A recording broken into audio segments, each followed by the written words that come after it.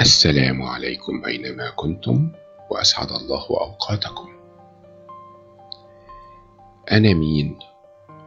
وأعرف وأكشف نفسي إزاي قدام نفسي وطز في الناس. أنا ممكن أقاوح قدام الناس، لكن جوايا أكون عارف أنا مين كويس. يلا هات ورقة كبيرة وقلم وقسم الصفحة ل4 أقسام متساوية. الربع الأول اكتب عليه مواطن القوة، والربع التاني اللي جنبه في نفس الصف اكتب مواطن الضعف، وانزل الصف التاني واكتب في الربع التالت التهديدات، والربع الرابع والأخير اكتب عليه الفرص البديلة. صلي على النبي كده وخد نفس عميق.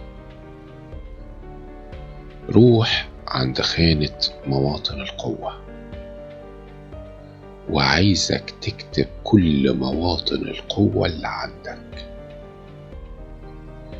واللي تخص أي حاجة: رياضي، جريئة، رد فعل سريع، بعرف 3 لغات، متفوق في الرياضيات، بطبخ حلو، وهكذا. كل حاجة وأي حاجة. خلصت؟ طيب روح بقى عند مواطن الضعف، ونفس الحكاية: خجولة، مش بعرف غير لغة واحدة، ما تعودتش أقعد في مكتب، بخاف من الزحمة، وهكذا.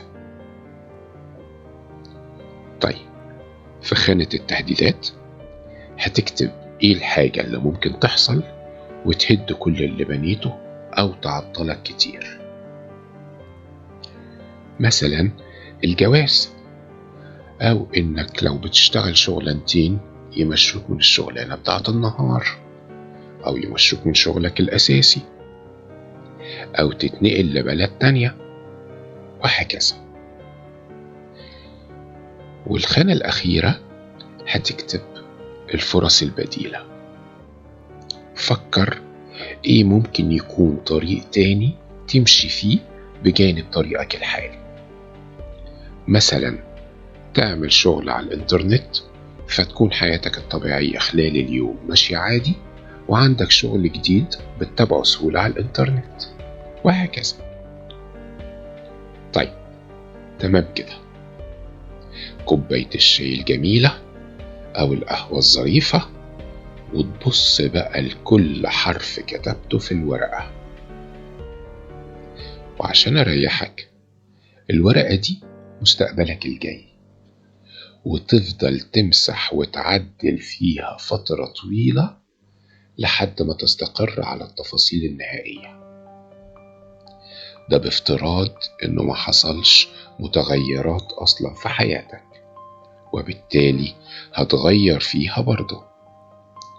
المهم، يلا قبل الشاي ما يبرد روح عند مواطن القوة واسأل نفسك سؤال: هل مواطن القوة اللي عندي تكفي إني أعرف أشتغل أو أعمل شغل وأكسب منه فلوس تحقق هدفي؟ طيب أنا مثلا شخصيتي قوية، وبعرف لغتين، وبطبخ حلو جدا. هل ده كفاية، ولا محتاج مثلا إني أتخصص في الحلويات، عليها طلب أكتر وبتكسب أكتر؟ ولا أتعلم اللغة الفلانية عشان أقدر أسافر هناك بسهولة وأقدر أشتغل؟ ولا أتعلم أعمل مشغولات يدوية وأعمل صفحة على الفيسبوك وبيع، وهكذا. الخلاصة هنا أنت بتقيم نفسك، وبنسبة كبيرة هتلاقي إنك محتاج تطور نفسك وتتعلم حاجات أو خبرات تانية بالإضافة للي عندك، أو تكتشف إنه عندك مواطن قوة ما كنتش منتبه ليها قبل كده وتبدأ تستغلها. تعال بقى لمواطن الضعف. خجول، بتزهقي بسرعة، بتتكلم أكتر ما بتسمع، مسرفة في شراء الملابس، علاقاتك الشخصية مش كتيرة، وهكذا.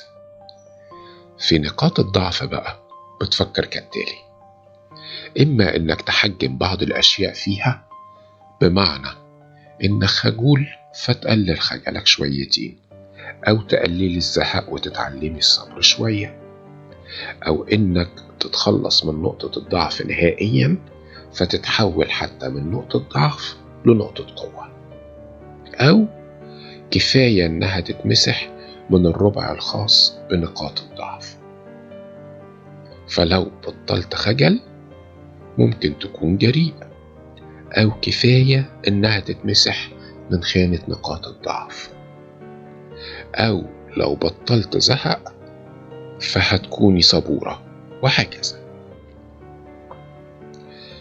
الخلاصة هنا إنه تقليل وتحجيم نقاط الضعف بيساهم بشكل كبير في زيادة ثقتك بنفسك، يمكن بشكل أكبر من نقاط القوة.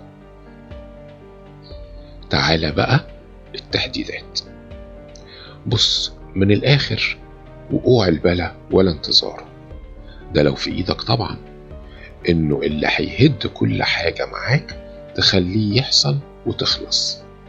أما لو مش في إيدك فاحترم وجوده، وخليك عامل حسابه بحاجتين: تخلي حركتك سريعة لأنك مش ضامن ممكن كل حاجة تنحد إمتى، فتلحق تفلت باللي تقدر عليه، خصوصا إنه ما ينفعش تستناه، لأنه ممكن يحصل بعد أسبوع أو شهر أو سنتين. والحاجة التانية إنك تكون جاهز بخطة بديلة وقت التهديد ما يحصل تنفذها فورا. الربع الأخير هو الفرص البديلة. حضرتك دلوقتي شغال في شغل معين، إيه البدائل المتاحة قدامك؟ مثلا لو اتعلمت كذا هقدر أشتغل في كذا براتب أعلى، أو أقدر بجانب شغلي أبيع كذا بالليل، أو أقدر أبيع كذا على الإنترنت. الهدف هنا هو عمل تغيير جوهري لروتين حياتك، وده هيسرع من تفكيرك وحياتك.